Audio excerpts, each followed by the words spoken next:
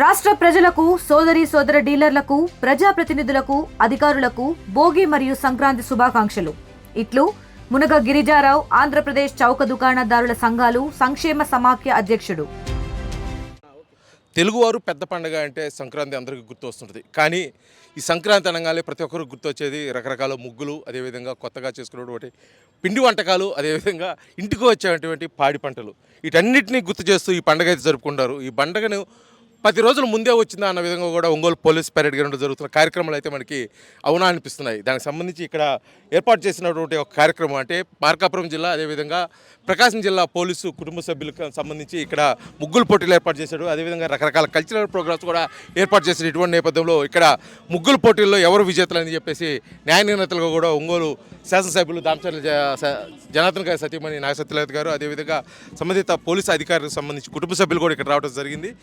వారిని అడిగి తెలుసుకుందాం అసలు ఏ విధంగా జరుగుతుందని. మరి చెప్పండి, ముఖ్యంగా సంక్రాంతి అనగానే ముగ్గుల పోటీలకి ఎక్కువ ప్రాధాన్యత ఇస్తారు, ఎందుకని?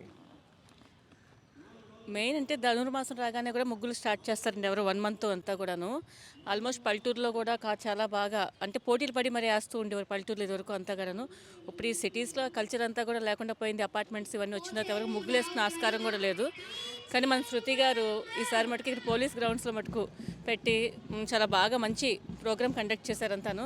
చాలా బాగా చేస్తున్నందుకు ముందు శృతి గారిని అభినందించాలి మనందరం కూడా అంతాను. చెప్పండి మేడం, చిన్నప్పుడు కూడా మీరు ఎప్పుడన్నా ఈ ముగ్గుల పోటీలు పాల్గొనడం కానీ, లేకపోతే రకరకాల ముగ్గులు వేయడం కానీ, వాటి కలర్స్ వేయడం కానీ చాలామంది కూడా ఇంట్రెస్ట్గా చేస్తారు. మీరు ఎప్పుడైనా చేస్తారు చిన్నప్పుడు?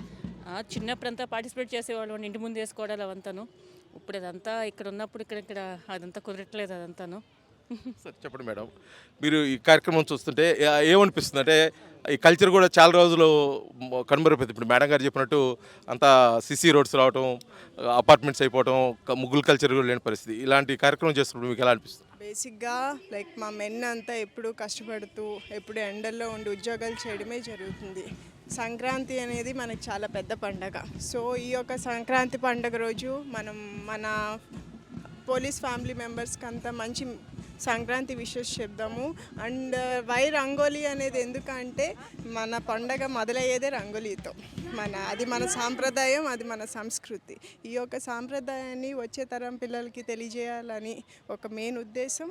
ఈ యొక్క ప్రాసెస్లో వాళ్ళకి ఒక రంగుల పోటీ అన్న కాన్సెప్ట్ పెట్టి అందరికీ మంచి సంక్రాంతి విషెస్ చెప్దాం అనేసి ఇలా అరేంజ్ చేయడం జరిగింది. చిన్నప్పుడు కూడా మీరు ఎప్పుడన్నా ఈ ముగ్గుల పోటీల్లో పాల్గొనడం కానీ, ఇలా రకరకాల ముగ్గులు వేయటం కానీ కొద్దిగా ఉత్సాహంగా కూడా ఉంటారు, ముఖ్యంగా మహిళలు అంటే? ఇప్పుడు పండగ అంటేనే ముగ్గులతో మొదలయ్యేది. అది ఏ పండగ అయినా సరే, సంక్రాంతి అనే కాదు, ఏ పండగ అయినా మన ఇంటి ముందు మన కల్చర్, మన ట్రెడిషన్ మన ముగ్గులతోనే మొదలైంది.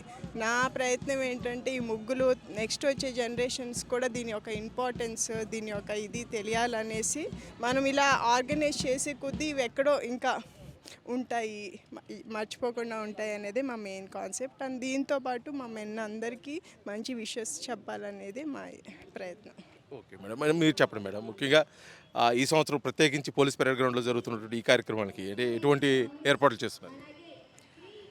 ముఖ్యంగా ఈ యొక్క సంక్రాంతి సందర్భంగా శృతి గారు ఏర్పాటు చేసిన ఈ కార్యక్రమం చాలా చూడముచ్చటగా ఉంది. అందరూ దీంట్లో పార్టిసిపేట్ చేయడం అనేది చాలా ఉత్సాహంగా, ఒక పండగ వాతావరణం సంక్రాంతి కన్నా ముందు వచ్చినట్టుగా మనకి కనిపిస్తుంది. ఇక్కడ అందరూ చాలా ఎంజాయ్ చేస్తున్నారు. వాళ్ళ ముగ్గుల్లో కానివ్వండి, మిగిలిన ప్రోగ్రామ్స్లో మ్యూజికల్ చైర్ ఇలాంటి ఎన్నో కండక్ట్ చేస్తూ, అలాగే జనాలకు కూడా ఈ యొక్క కాన్సెప్ట్ ముగ్గులు అనేది మన పార్ట్ ఆఫ్ లైఫ్లో ఒక భాగమే. ఇది కూడా మన కల్చర్ కాబట్టి దాన్ని వచ్చే తరానికి, ఇప్పుడున్న తరానికి ఇంట్రడ్యూస్ చేస్తూ ఈ ప్యారెడ్ గ్రౌండ్స్లో ఇంత బాగా కండక్ట్ చేసిన శృతి గారికి అండ్ మన ఎమ్మెల్యే గారు